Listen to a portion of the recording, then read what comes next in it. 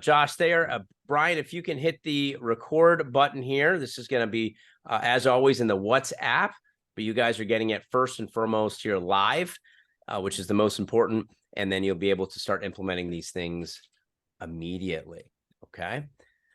All right, take it away, Mr. Thayer.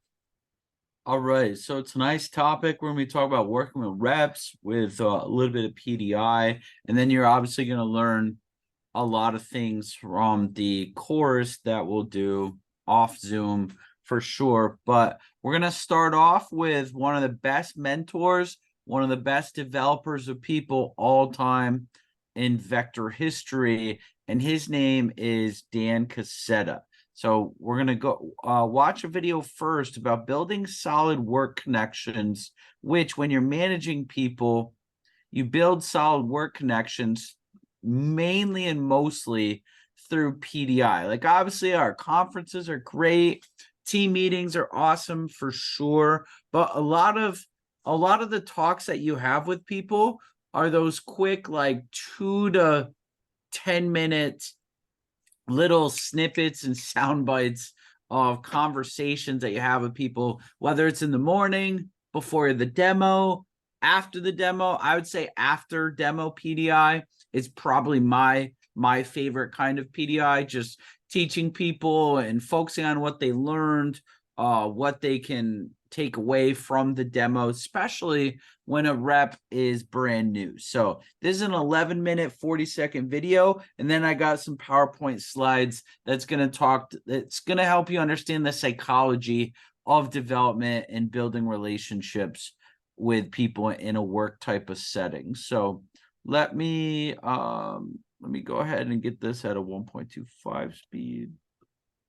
Awesome. So highly recommend taking some notes on this. Once again, this is Dan Cassetta, region manager of the Western region, one of the most prolific developers of people. He's also the host of the Changing Lives, Selling Lives podcast, which I highly recommend checking out those episodes right there. So let's check it out. Hi, my name is Dan Cassetta, and this video is a part of Vector's Leadership Academy series. Today's topic is how to establish a solid working connection with the reps on your team through regular coaching calls. In any business, the connection between managers and subordinates is one of the most important keys to team culture, morale, and retention. In our business, PDI is one of the most important keys to building and maintaining a strong working connection. It's one of the main roles for district managers, branch managers, and assistant managers. I've seen many acronyms for PDI. Pretty darn important is one of the funnier ones. In general, PDI represents the personal daily interaction that managers should be having with each of their active reps.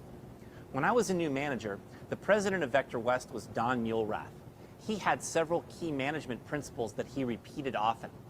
One of them was that a successful office needed to have a PDI program that enabled the manager to have the necessary influence on their reps. A PDI program that enabled the manager to have the necessary influence on their reps. This begs the question, what does it mean to have the necessary influence? Well, here are a few things that I think are a part of that. First is to know exactly what's happening with each person, when they are working, how they are doing, what results they've produced. It's very important to be up to date on exactly what's happening with each person throughout the week. Managers also have to know how each rep is feeling. Are they positive, encouraged, and committed to the job? Or could they be teetering on the edge of quitting? It's very important to be able to anticipate before someone might quit so that we can impact them positively. The third part of having the necessary influence is to keep reps positive and focused forward.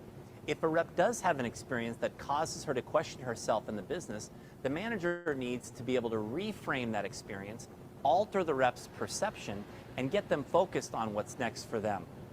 When I was relatively new in the business, I had an appointment with a lady in a really nice part of town. And I was on that appointment and I got 37 leads in this great area. And I was super excited to call these 37 leads.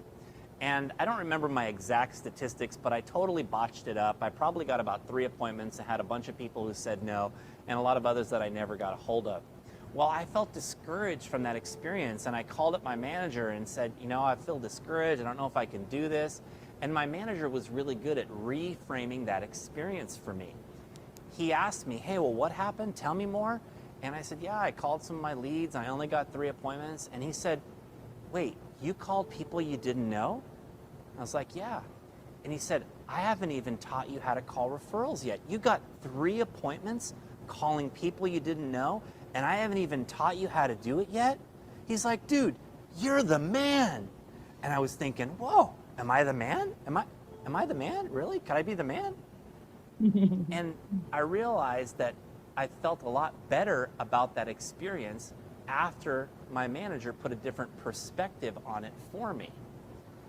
So that's also a part of our key objectives in PDI, helping keep people positive and focused forward.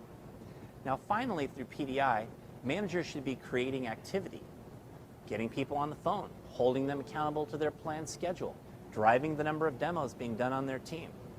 So knowing what's happening, knowing how people are feeling, keeping reps positive and focused forward, and creating activity are the 4 major facets of having a good working connection. Doing all of this first requires enough contact, but also effective contact. So how much is enough contact for a typical rep in the summer? Probably every day. But in the fall and spring, that might not be necessary for most people. Here are some things that I think are important in the fall and spring. First, some sort of weekly one-on-one FaceTime. We call this check-in. Also, team meeting promotion, leading to their attendance. Now, I also think Thursday night is really important in the fall and spring, promoting the weekend, promoting a phone jam, getting people on the phone to set up appointments. Now, after that, you want to have enough weekend contact to make sure you're managing them. I would also say that an end of the week checkup is important, where you promote and schedule the check-in with them. You could also add in some sort of appreciation call if you want, just to make people feel good for their contributions to the team. You could also have a round of PDI reviewing reps' paychecks if you want. Those are some ways to have enough contact with reps in the fall and spring. Now let's talk about effective contact. Here are some things that should happen on an effective PDI call. First, knowing the numbers. Also, attitude management, spreading hot news, driving demos, promoting events, and deepening the connection. Now, not all of these things will happen on every call, but these are general objectives that you should have. While you should always find out their numbers, remember to take some time for rapport building, not just business all the time. Remember what's happening in their lives. Keep good records of your conversations so you can ask them about that midterm they were studying for or something else from their personal life. Know their interests so that you can common ground once in a while before talking business. Like, hey, did you see that game last night? If you have a common team that you both like. Then, of course, it's important to know what they have been doing with work. But be sure you also understand what's behind the numbers. Don't assume that the rep is positive just because they sold something, and don't assume that they're negative just because they didn't sell. Probe to see how they're feeling and listen for cues in their tone of voice. There are some simple ways to help a rep manage their attitude when they had poor results. One is to ask positive response questions like, did she like the rope, the leather, and the penny? Or did you have some fun on the appointment? They're normally going to say yes to these questions, and questions like this help them to start changing their focus and make them feel better. Another way to manage a rep's attitude is to ask what I call reframing questions. Here are a few of my favorite reframing questions. What's another way to look at that? That question gets them to look at what happened from a different perspective. What do you think you learned from that situation? That question gets them to focus on lessons that came out of the experience. What are some things you think you could have done to solve that problem? That question gets them focused on possible solutions rather than dwelling on the problem itself. How do you think you'll handle that the next time you encounter it? That's an especially genius question because it gets them to focus on what they're going to do next. Now, next you want to lead them to create activity. So, hey, what's next for you? How would it feel if you got your next promotion this weekend? If everything went right this weekend, what would that look like? What do you think is the best way to make that happen? Now you can lead them into the next step. You want to lead them into what you want them to do. Whenever you share hot news, promote a few positive things happening in your office. Then always bring it back to them. You want to hear some exciting stuff? Hey, Russ sold a homemaker. Alexis sold an ultimate set. Kevin sold a galley.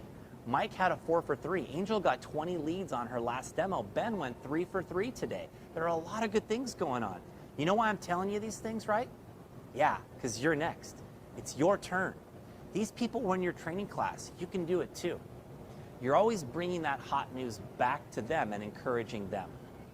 Now, when it comes to promoting events on PDI, it's first obviously important for all the people doing PDI to know the office and division schedule.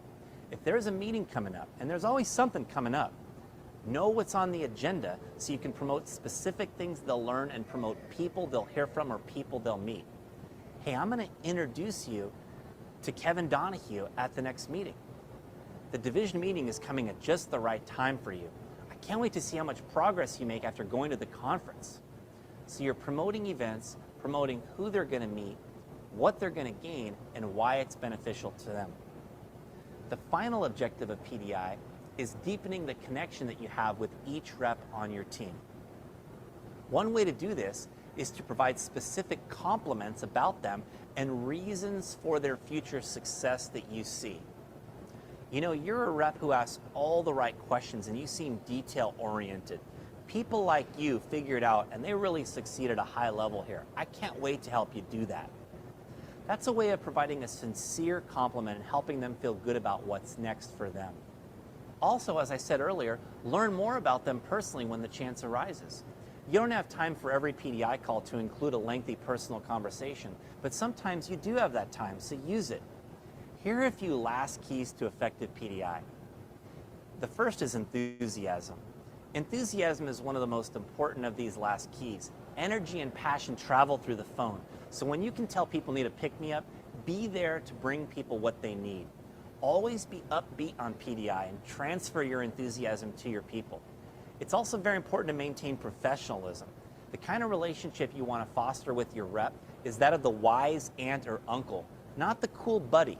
A cool buddy is fun to go to a party with, but the wise person in their life is the person that's going to lead them into the success they want, and that's who you want to be. Last, be strong as a leader. Not a bully, but don't let people run over you. Our job as leaders is to lead, not mirror our people. So when someone is giving you excuses and needs a kick in the butt, be there to provide that for them. If you're not having at least one uncomfortable conversation per day with someone on your team, then you're probably not truly having the necessary influence on your team. Now, the key to this is sincere care. When they can tell that you truly care about them, then your critique will come across as attempting to help them, not tearing them down. Vector's founding principle is to be successful, we must first help others to succeed. So help others. Provide training, provide guidance, provide inspiration. This also means telling people what they need to hear sometimes. And after you do that, lifting them up and showing your belief and confidence that they can move things in a positive direction. Maintaining the right working connection is an ongoing process. You must maintain the momentum with every single person, week by week, day by day, throughout each week. If you work to establish a strong working connection, you will have a major influence and impact on the people you work with. You can become the difference maker for all the people who are on your team and for our entire organization.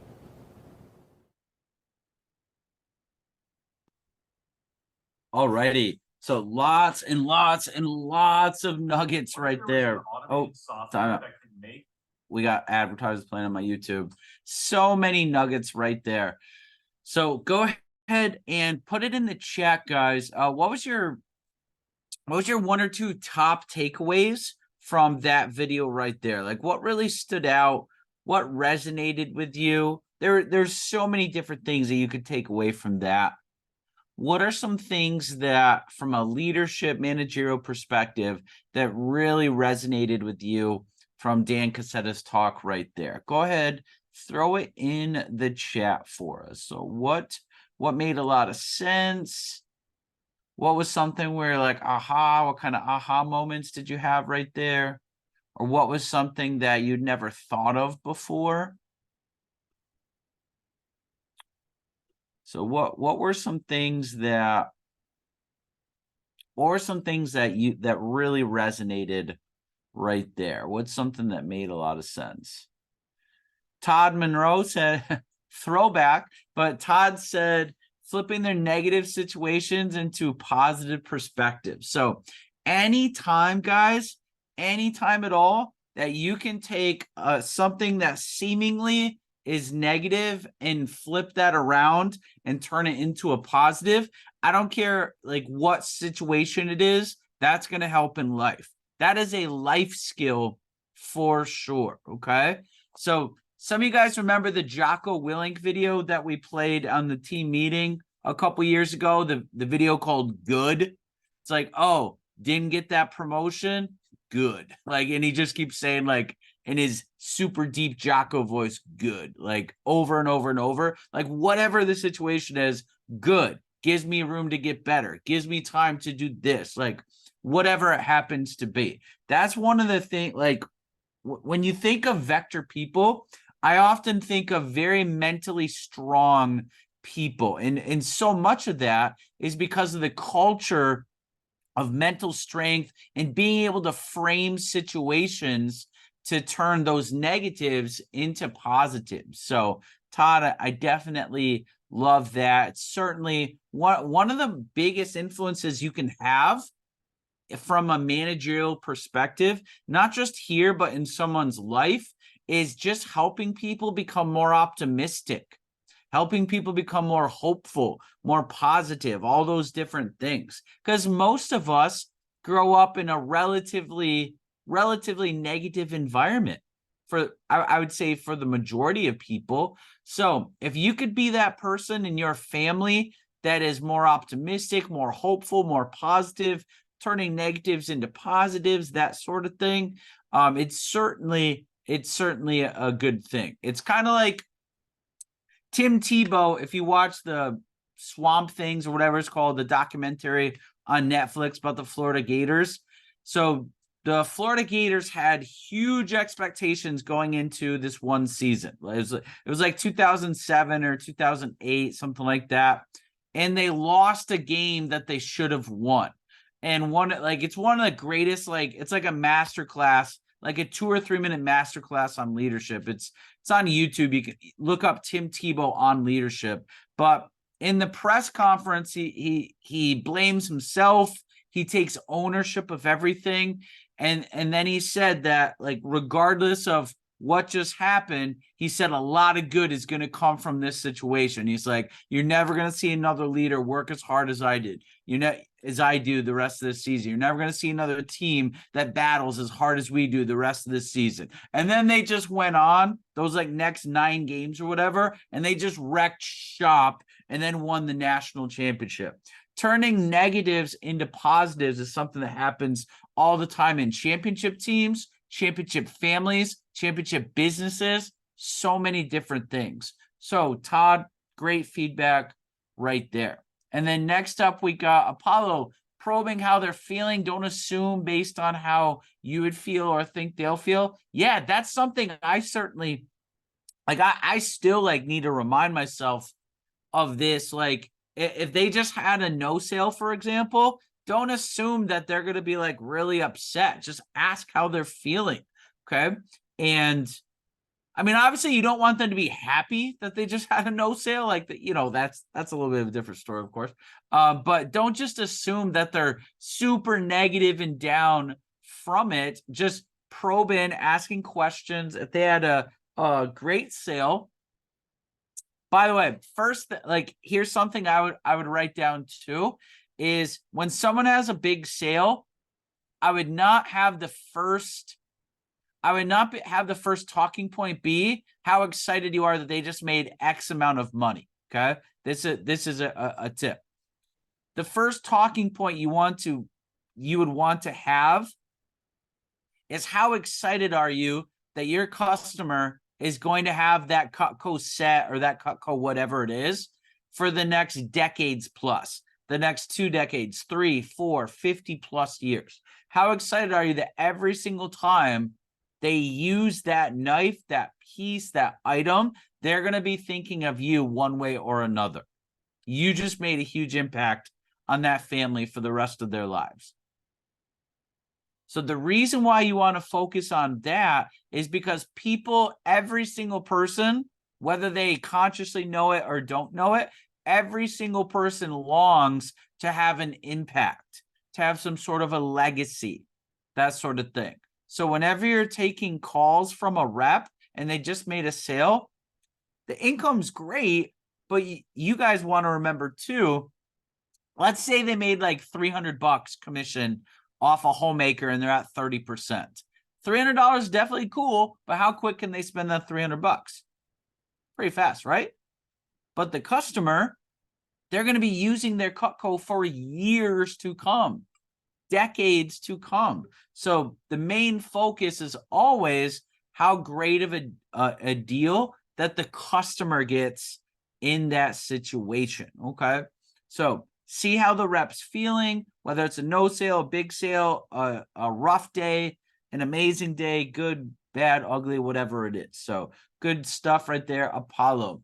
Drew said enthusiasm, reframing questions or statements into positive things. Look forward to help you become even better at this because people like you do so well in this business. Absolutely. So we talked about reframing questions a little bit already, but another thing that just to add to that is anytime there's some sort of like negative thing, you always want to focus on the lesson and how much more equipped they're going to be to handle that sort of scenario the next time that it comes up, for sure. So good call, Drew. And enthusiasm matters. There's a talk that I played before about the 4 levels of energy by Matthew Kelly. He's a guy that's spoken at some of our Vector conferences before. Like, really incredible speaker. He's got like this Australian accent and like it's just an awesome accent. Super cool. But he talks about the 4 levels of energy. And we as leaders, we need to have 4th level energy with our people. Okay. So here are the qualities of level 4 energy: confident, invigorated, joyful, enthusiastic. Confident, invigorated, joyful, enthusiastic. So if you can bring that type of energy to every call, I know we're not robots, but like if you can like turn it on for your representatives when you talk to them on the phone and when you're communicating, when you're texting with them, all those types of things, that helps in a big way.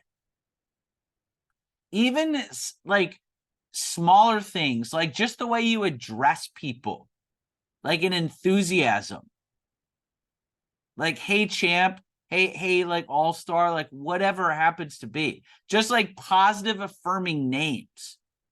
They might not feel like a champ yet. They might not feel like an all-star yet, but if you keep talking to them in those types of ways, you'll bring them up, pull them up to those levels.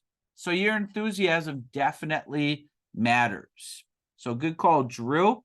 Lexi had a good one right here too. You're more like their wise aunt and uncle. You don't want to be their best buddy.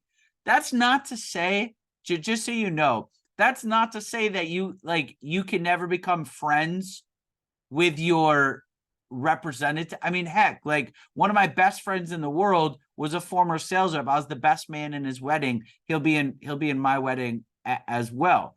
But it did not start off like that. Okay, like that took years to develop. So initially, again, I was the wise uncle, even though I was like 2 years older than him, for example. Okay, so you don't want your reps to see you on the same level as them. It's kind of like how you don't want to know like too much about your parents, because you always want to have your parents on a pedestal, right? So there's certain things you just don't want to know. Things that you would know about your friends, your brother, your sister, but you don't want to know it about your parents. Same thing as a sales rep.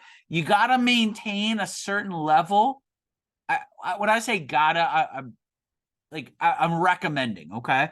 You want to maintain a certain level of mystique, a certain level of like that they look up to you. You're on a like sort of on a pedestal to them. And then be that person that your reps think that you are. Like embody it, like truly be it, okay? So wise aunt, wise uncle, I definitely love the way he said that. So good call, Lexi. Amy had another good one right here too. Be strong, but not a bully. Tell them what they need to hear in a gentle way. Holy crap. If I could redo the first like 7 years of my managerial career, that would definitely help. I was like a bull in a china shop, and I come from a sports background. I had really successful coaches, and the way they successfully coached me is not the way that every single person responds. So my emotional intelligence was lacking because I was just kind of under the impression that, well, if it worked for me, it's going to work for everybody, or it should work for everybody, like whatever. I needed my coaches to be super, super tough on me. Okay. Like I needed my coaches to be strong and basically bully me. But I'm like a rare exception to the rule. Most people need a strong leader, but they definitely don't need to be bullied or anything like that. And I really struggled with being gentle about it. Like I was very honest, but I was kind of honest in a not always very helpful way. Like people that were like me, they got to the top very quickly and fast. People that were not like me, I often like more or less pushed out. And that was my fault for sure. Because I was too like bullhead, like my dad calls it being bullheaded. It's like a small town kind of thing. So one of the things that you want to be super conscious of, guys, when you're managing, when you're directing people, when you're having conversations with people, is that you got to have some grace and remember where you were, like back when you were in their situation, their position, like whatever it was. So also, let's say you're a rep that's one of the reasons why super high achieving people as sales reps sometimes struggle initially as managers is because they expect that because they were so awesome at the job and basically did everything right, that everybody else absolutely should be like that too, which in a utopian world, that would be amazing. But we don't live in a utopia, and we probably never will. So it's so important, especially the higher you are in personal sales. Like I know some of you are like really high in sales, like Amy's definitely up there, Martha's definitely up there. I know Drew's getting really up there. Like you got to be super conscious that not everyone has had the success that you have had in the vector position. So you got to have a lot of empathy. You got to you really got to use your emotional intelligence when talking to people. And like Dan Cassetta was great when he said, you don't want to mirror people. Like you want to be the thermostat, not the thermometer, but you still got to take it. Like a thermostat still checks the temperature, but it also controls where the temperature is going, right? So you got to meet people where they are and then help them get up higher. Okay, so meet people where they are, take the temperature reading, but then help them get to the temperature that is optimal for the room that you have to be a part of. That goes for brand new reps, first weekend, fast starter reps, post fast start, and we're going to talk a little bit about that when we get into the slides, okay? So good stuff, Amy. Martha had some good stuff here. Always stay positive. Don't be negative. Yeah, we certainly talked a lot about that. Like staying positive with your reps. Only exception to that is if they do something like really, truly unethical. And then you might have to come down on them kind of hard, okay? like they disrespected like another rep on your team, or they did something like illegal that I don't know, whatever, like that sort of thing. But beyond that, stay positive. Okay. Randy said, if you're not having an awkward conversation, you're probably not managing as you should be. Without question, the more reps you have on your team, the more tough conversations that you're going to have. And tough conversations are usually not very much fun. Sometimes you got to psych yourself into it, and they can be really challenging.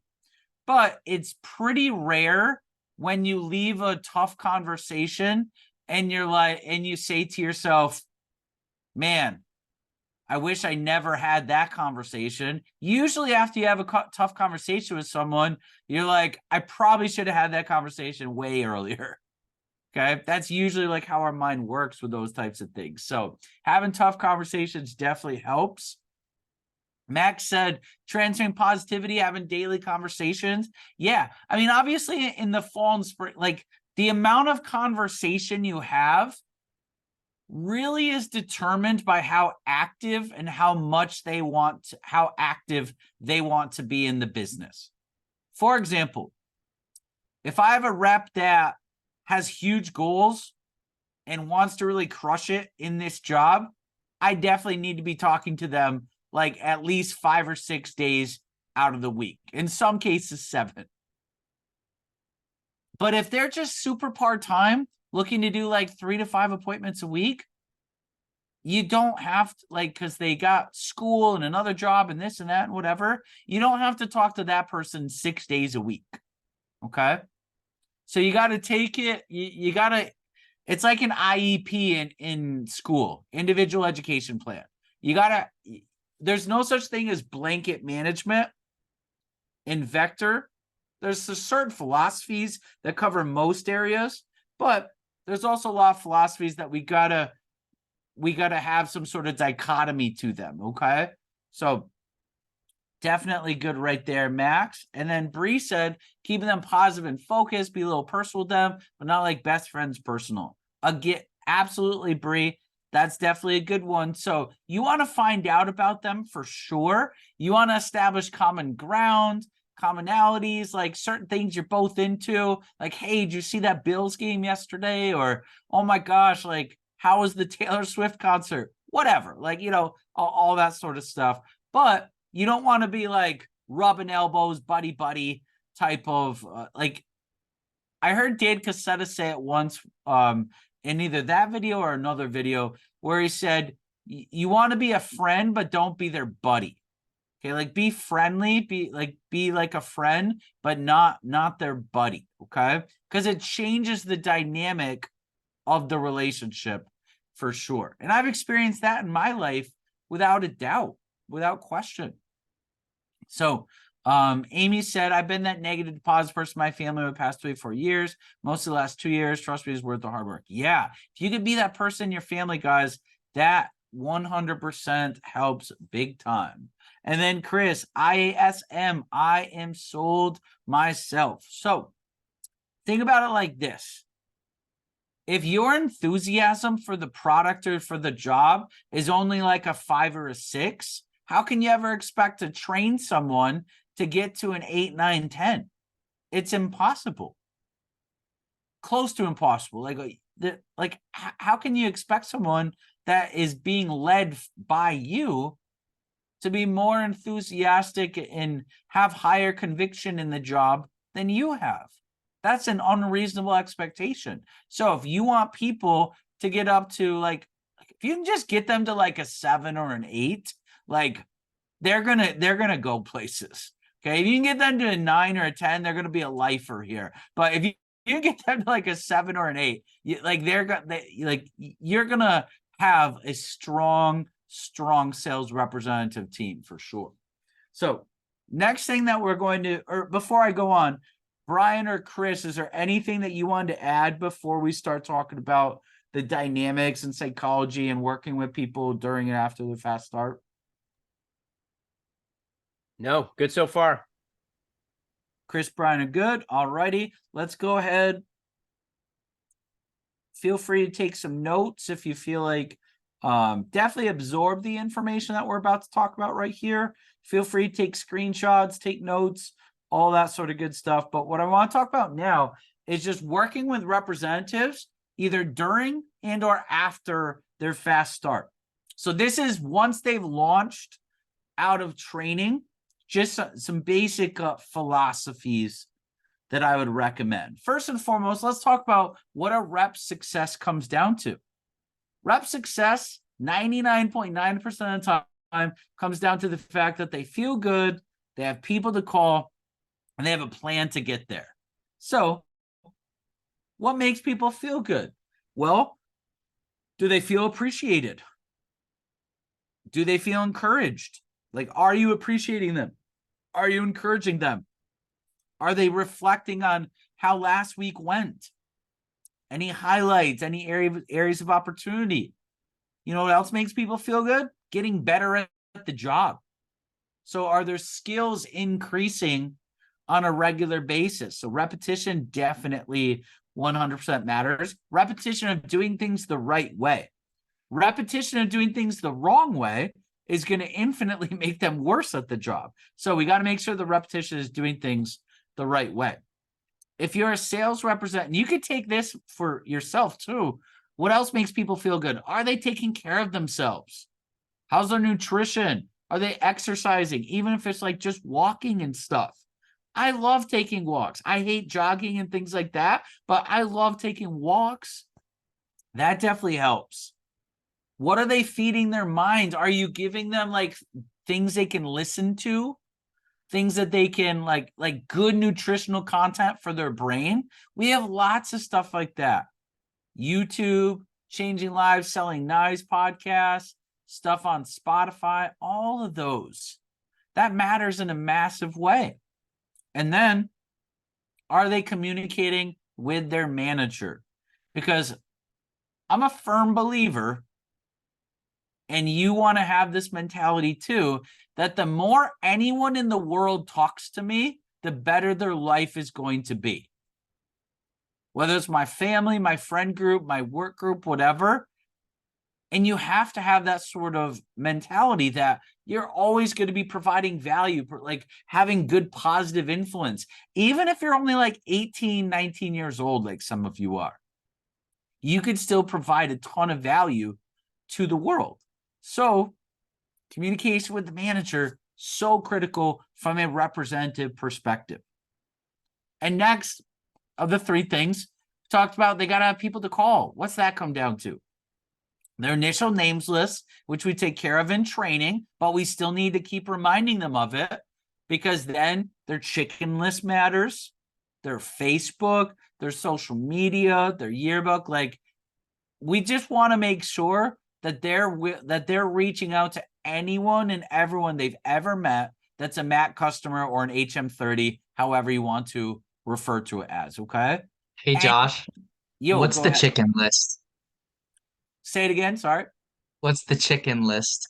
So let's talk about the chicken list really fast, okay? So the chicken list is a term that we use where, let's say you're looking through your Vector Impact app and you're going through who's the next person I'm going to call, who's the next person I'm going to call, and you see someone, you're like, nah, and you keep going and you see that, you're like, nah, and you see like someone else, nope. Okay, they're probably, most of the time, does that anyone have something like that? You skip over their name multiple times? Anyone have? If you guys are not, raise your hand, you're lying to me. Okay. So, guys, without question, we've all had people on our quote unquote chicken list. So that chicken list are the people that are on your names list somewhere in the app or on paper. It's somewhere that you could absolutely call and do a demonstration with them, and they would probably say yes, but you're too afraid to give them a call. Why are you too afraid to give them a call? 99% of the time is because you're afraid of being judged. People, because we always say like people are afraid of failure. It's actually like that's only like half true. People are typically only afraid of failure if someone else knows about it. Like, who's ever played the video game where you kept dying over and over and over and over again, but nobody was there? Yeah, exactly. So you just keep doing it, right? So you failed over and over and over again, but nobody knows about it. You can't wait to tell everybody though that you just beat that level in Mario or Zelda or Call of Duty or whatever it was. So it wasn't the failure that held you back. It's when people know about the failure. It's the fear of judgment from other people, because it's not guaranteed that they're going to say yes. It's likely they'll say yes to the demo, but it's not guaranteed. Okay. So the chicken list are all those people that are usually perfectly amazing customers that we're connected to, we're acquainted with, that we could absolutely call them. They'd probably say yes to the demo, and we'd go and do a demo with them, probably sell a homemaker or something similar, get a ton of referrals, and you get referrals into new networks, which is another great thing. If you ever notice your mom, your grandma, your aunts, your like whatever, they all kind of refer you to like the same people. Like it's like the same, it's like all the same circle. And you're like, oh yeah, I already got them. Yep, got them too. Yep, I already got them too. But when you go a little bit further down the line of your names list, holy crap, you start getting into circles you didn't even know existed. And that, as a sales rep, that's when your sales rep career really starts to take off. Because think about, from the chicken list perspective, think about how much more confidence you'll get from doing a demo with someone like them compared to like doing a demo with your mom. Like, doing a demo with your mom is awesome, and I hope she owns some Cutco now, but there's not as much confidence that comes from that on the net aggregate, like end result, than doing a demo with someone you haven't talked to in like 3 years because you just kind of lost touch with them or whatever it happens to be. There's way more confidence that comes from that. So the chicken list, guys, is super critical to your career just because it helps you in a major way develop your confidence, overcome the fear of being judged by people, and often it gives you a lot of sales and new leads, new circles of leads to get into, okay? So chicken list, if you haven't tapped into it yet, guys, highly recommend to tap into it. And chicken list is often people on your Facebook and your social media, from your yearbook, all those teachers from your yearbook, anyone and everyone that's a MAT customer, I would recommend reaching out to them from your chicken list, okay? So think about that. Rep success, people to call, has a lot to do with it. And then finally, you just got to have a plan. So what does a plan for a rep come down to? When are their days off? When are the days that they're working? What's going on in their life? Do they have their Cutco events in their plan? Do they have phone time in their schedule? Do they have their demo times, their goals? Do they have blitz days? Do they have part-time days? I would consider a blitz day to be any day where you do like 5 or more demos. Maybe 4 more, but at least like 5 or more, okay? A part-time day I would consider to be when someone does 1 to 4 demonstrations. Do they have a power hour where they plan out their entire week? On a daily basis, are they PDIing, giving updates, making their Power 5 list?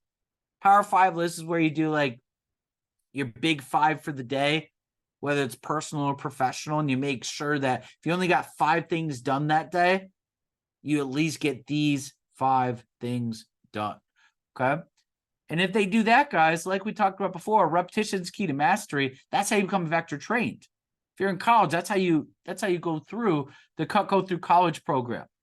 But next, I want to get into a little bit more nuts and bolts of developing people, because that's really what our job as managers really is. It's to develop people in the inside and outside of the business, essentially, okay? So it's situational leadership, and there's different stages of development, no matter where someone is. And this goes if you're learning guitar, if you're a human being, if you're learning a sport, if you're learning how to sing, whatever it is. An individual's development level is the result of a combination of their competence and their commitment. So every single person starts in what we call D1, development level 1. You're not competent at all, but you're usually like highly committed. You're gung-ho on like, let's freaking do this. So low skill, but high commitment. Then you start to learn some stuff. You start to learn some things. So you still are lower, have some skill built up, but what happens at that point is your commitment level starts to falter. So you have like that initial commitment and then it goes down a little bit, okay? And that high commitment in our job is typically their fast start. Did anyone kind of like fall off a little bit after their fast start when you didn't really want to, but it just happened? Oh, weird. Lots of us, right? It happens, guys. It happens. So you keep working on your skill set and you start to develop moderate competence or maybe even higher competence, but then your commitment is usually up and down. It's like a roller coaster at that point. So it's variable. It usually depends on what your success level is at that time. Okay? That's why it's the third level. The best level, where you're like fully developed, is where you have high competence and high commitment. Okay? So like it says here, guys, competence is your level of skill, your level of experience, knowledge, or behavior relating to the task at hand. Commitment is your motivation to learn the task and their confidence and the ability to learn in general. So I did not create this. This is from the Imperial College in London, and they're way smarter than me, just so you know. Okay. So each development level has different needs. Therefore, you can't manage everybody the same. I cannot manage my brand new reps from two weekends ago the same as I manage Marissa Gibbons, who sells $300,000-$400,000 a year, because they're two totally different. It's like a totally different job because it's a totally different experience. Okay, so that's why the best developers of people, the best managers in our company, they can turn their different management hat on depending on which person that they're talking to. So let's take a look, okay? Feel free to screenshot this too. So stage 1, that's what S1 stands for. You have to be very directive with who you're coaching. This is when people are brand new, they're in training, their first weekend, that sort of thing, fast starters, or someone who hasn't sold in a while, like they had success, but it's been a while, okay? Someone that hasn't been around for months, years, whatever it happens to be. So you have to be highly directive. Don't worry about how supportive you're coming across. Like you have to just tell people what to do, where to do it, when to do it. Stage 2, that's when you truly start to coach people. This is when people are starting to get it. Sometimes it's in someone's fast start. Sometimes it's right after their fast start. They've had a little bit of success, okay? So this is where you really have to start getting directive because people's emotions start getting involved because they've had some success or lack thereof. This is where you have to be very supportive, but still directive because they're not good enough yet at the position. Stage 3 is where you start to really go into a supportive role, okay? They've had moderate to high success, especially in the short term. Or it could be a veteran that's in a funk or they're in some sort of slump. At this point, they usually know what they need to do, guys. They just need the support and the encouragement to do so. Has anyone been there where like, you know what you should be doing, but like you just haven't done it for whatever reason? You don't need your manager to teach you like how to make a phone call. You just need to make the freaking calls, right? Like you don't need like direction on how to do that. So this is where it becomes more of a supportive role for sure. Stage 4, this is where you could start to delegate things to people. The person doesn't need that much support. They don't need that much direction. This is a veteran manager or a consistent Cutco sales professional. But here's the deal, guys. Anyone at any given time can fall back into one of these other stages. It's not static. It's dynamic. It can go up and down depending on people's actions. So let's first talk about level 1 here, shall we? Again, this is brand new reps and fast starters, returning reps, or someone who hasn't sold or had success in quite a while. This is what we refer to as the enthusiastic beginner. This is when you're brand new in training. Remember how you felt on day one? Probably felt inexperienced, curious, but optimistic. You're probably excited. You're eager to learn and get out there. You're probably enthusiastic, probably feeling hopeful. If we did our job to the best of our ability, we would have given you clear goals and roles. We'd recognize your enthusiasm and your transferable skills. It's part of what we do in the interview. That's probably how you got the job, is you had some enthusiasm and we saw that you had transferable skills to this position. We give you timelines and priorities. Hey, make sure you get 6 appointments booked up by the end of, by the time you come in for training tomorrow. Okay, we let you know what good looks like. We'll let you know the averages. We give you specific directional action plans, how to do it, when to do it, why you're doing it, what you're doing, all of that. And then we give you boundaries and limitations. Just like lines on a road, you have boundaries. If you go off into the shoulder and steer too far without going back in, you'll friggin' crash. Don't crash. We try to avoid you guys from crashing in Cutco too, okay? So this is usually someone, guys, that's between 0 and 3K in sales. But again, it could be any level depending on where they've been. I like to tell people right up front exactly how it's going to be. Like on day 1 of training in my opening comments, I tell people about how this is how it's going to be. Okay. So you give people assignments, you increase their accountability, you remind them of the past successes that they've had, let them know that they can do it. And this is what we focus on. Like, this is what good looks like. 60+% closing ratio, 350+ average order, $1,000 standard for the week, getting 10 or more referrals per demo. Like that, this is what the best people do. This is what the top representatives do. So having PCs with people, giving them a pre-made schedule or helping them make their schedule. Like, don't ask them to do it, just direct them, just like we do in training, okay? Just expect them to take your advice. That's why when we're hiring people, we hire coachable individuals so that they'll listen to us, okay? So that's stage 1. Now let's talk about stage 2. This is your disillusioned learner. This happens sometime during training or right after training for a rep. The rep's starting to get it a little bit. They may have had some success, but they start to feel overwhelmed. Does anyone ever felt overwhelmed in this job ever? You can admit it. I did too. Of course. Feel a little overwhelmed. Maybe you're confused. Maybe you're not really sure which thing you should do next. You might feel demoralized. Maybe you get a little ticked off, a little frustrated. Maybe you feel discouraged. Maybe you feel disillusioned. But in those lows, you have flashes of confidence. But usually, like, it goes down to low pretty quickly, and then a flash of confidence and so on. This is where, when we're doing our job at our most elite level, our coaching really starts to kick in. So we're still giving you clear goals, but this is all about perspective.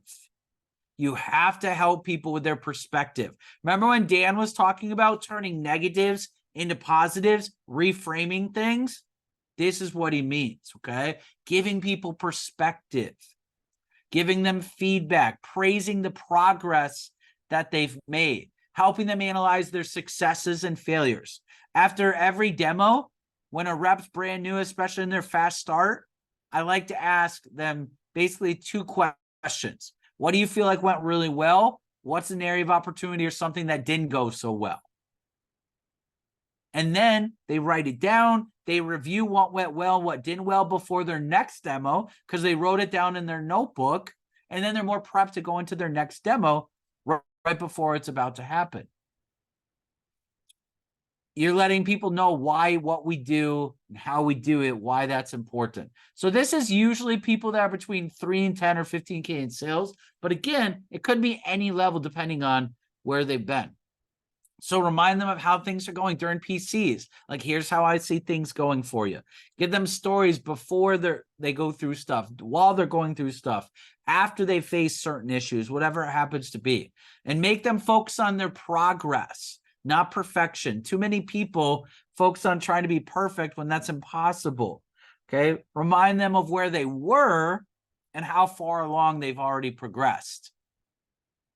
Let them know, like, think of how bad you probably were on the first demo you ever did. You're on your 10th demo now. How, like, it's like night and day how much better you are. Explain the whys behind the what, team meetings, PDI, get into events, things like that, and just get more feedback. Hey, how do you think you did with this? What's working? What went well? What didn't go so well? Help them with their self-evaluation. Hey, if you keep going at this rate, where could you see yourself 3 months from now, 6 months from now? Where could you see yourself by next May? And then let them know what you could see them doing. Let them know, like one of the reasons why I became a branch manager is my district manager told me multiple times he could see me being a great branch manager someday. And that's part of why I became a branch manager. I would have never saw that for myself. So we have to see it for people, okay? Next, stage 3, level 3. This is where people have a moderate to high success in the short term. It could be a veteran in a funk or some sort of slump. Okay. Reminder, love is spelled T-I-M-E. So these are capable but cautious performers. They usually are overly critical of themselves, usually kind of cautious. They don't go like fully in. Okay, they might be doubtful. They're capable, but they might be doubtful. They're contributing, but they're still insecure. They might be tentative. They might be a little bit unsure. So what they need there is just a lot of support and encouragement. They need us to be approachable. They need to have opportunities to test ideas. And you can allow people at this level to test ideas because they're not as fragile as people in the first 2 levels. Okay. So let them share their concerns. Let them share their feelings with you. Open conversations. Give them support. Give them encouragement. Try to help them become super self-reliant in solving their problems. So people in this world are usually between 15 to 20K plus, but again, could be any level. So be real with these people, like extra real. Like, don't be negative, but still allow them to be open and let them share what's on their mind and get feedback from them, okay? Give them lots of personal stories, lots of third-party stories when they're facing issues. Like, be supportive for them, be their mentor and their coach. So this is the point where you do not want to solve the problems for people. You want to ask questions to help them develop their problem-solving skills. So if you were me, what would you do in this situation? If you were coaching you, what would you do in this situation? I just read a great article by Angela Duckworth, who wrote the book Grit. And she talks about how if you want to help someone develop like higher self-esteem and higher confidence in what they're doing, she said, have them give advice. So this is an easy way to have them give advice to themselves. They think about themselves from a third-party perspective. When you ask them questions like, if you were me, what would you coach you to do? They're usually going to come up with the right answer, because sometimes people don't need you to tell them the right answer. Sometimes people just need to come to the realization themselves by them saying it out loud, by being asked proper questions. Or you say, if you were coaching someone in your exact situation, what would help them the most? Or if your son or daughter were selling Cutco and you were coaching them and they had this exact situation, what would help them the most? And then get these people involved as much as possible.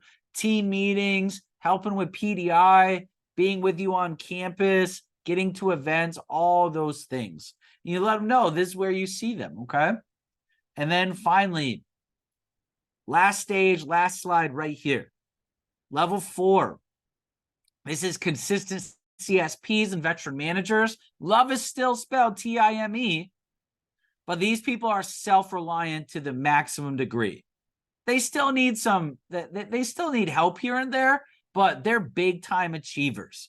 They're confident and they have reasons to be confident. So they're justifiably confident, okay? They're consistently competent. They're inspired, and they're also inspiring other people. They're like an expert in your business. They're autonomous. They're self-assured. They're self-reliant. They're self-directed. So these people, you could delegate stuff with these people. They need some sort of variety. These people usually hate monotony. They need some sort of challenge, okay? They need a leader like you that's more of a mentor and a colleague, and they just want their contributions acknowledged. They want to know that they're making an impact. They want to know that they have some autonomy, that they have some authority, that you trust them. They want to know they have opportunity to share their knowledge and share their skills. This is why you often see CSPs and veteran managers doing the talks, because that's what makes them feel good on like team meetings or conferences that we go to and different things like that. So this is usually people that are 50K plus. And I mean, does it have to be 50K? Not necessarily. It might be someone who's 40K, whatever. But right around there, okay? These are people that you want to think of as business partners. They're not someone that's under you. You think of these people as being on the same team, same level mentality. Like our CSPs, we don't think of them as them working for us. We think of them as them working with us. Okay? Because they're probably the most valuable people in the entire organization, or like our fellow managers and things like that. So appreciate people in different ways. Like, what's their love language? Do they like videos? Do they like text? Do they like newsletters, cards, gifts, time? Like sometimes I'll just randomly Venmo my CSPs money to get themselves lunch, or money to get them and their significant others dinner, like whatever it is, just random. And I don't even tell them about it. And then they just send a text back usually, and they're super excited, and boom. Because I know I've figured out over the years, they like stuff like that. Okay. Get their spouse involved, like their family involved, so for long-term development. Know the names of their spouses. Okay. Connect them with other high-quality people across the division, across the region, across the nation, so they can think bigger. You want to put them in a bigger pond. Okay. Being good in your office, it's a small little pool. Being good in the division, that's a pond. Being good, like being awesome throughout the region, that's a bigger lake. Being good across the United States and known across the country, that's an ocean, okay? And they can grow as massive as they want to in that regard. And then just allow them to give back. Incentivize them to give a talk at a team meeting or a conference, or help someone, mentor someone, like whatever it happens to be. So as you could see, there's PDI, which is like your general conversations. And then there's understanding the psychology of where people are at different levels of the business. So raise your hand if you got something out of this last part right here. Who got some stuff? All right, cool. I would love for everybody to share, but we're definitely running out of time. And I'm not sure if Chris has anything else that he wanted to cover, if there's any questions that Chris or Brian had for myself, but that was what I wanted to cover with my part. So anything else that you guys wanted to go over? No, other than, guys, you're going to find some real practical PDI conversations on the Vector Advantage learning portal. So make sure you do that. Like I said, the whole course is only, the entire thing is only, I think, like an hour. But start attacking that right away, because that's where you're going to get some actual, some conversations, but really great stuff in detail, everything A to Z really from Josh that was covered there with how to manage all different types of people. So props to Josh. Thank you for Josh for covering that with us today. Next week is actually anytime there's a major Vector event. We usually don't have a TLA, so it usually ends up being 2 or 3 times a month. Next week is Cabo. I know many people are going to be it's Cabo week. So nothing next week, but October 30th, that is again the deadline of all of those assignments. So make sure you catch up on those, especially the interview, and then of course you got the PDI one. PDI one, like I said, you can knock that out in one evening, literally one, you know, it's half the time as a Netflix movie. And it's fun. It's a fun topic. So get those done, and then we can start promoting some assistant managers here ASAP across the division. Again, we just heard a great topic on assistant managers. The more the merrier. Okay, and the more the better. The more the merrier. So that's something that we're going to be building in the Empire division.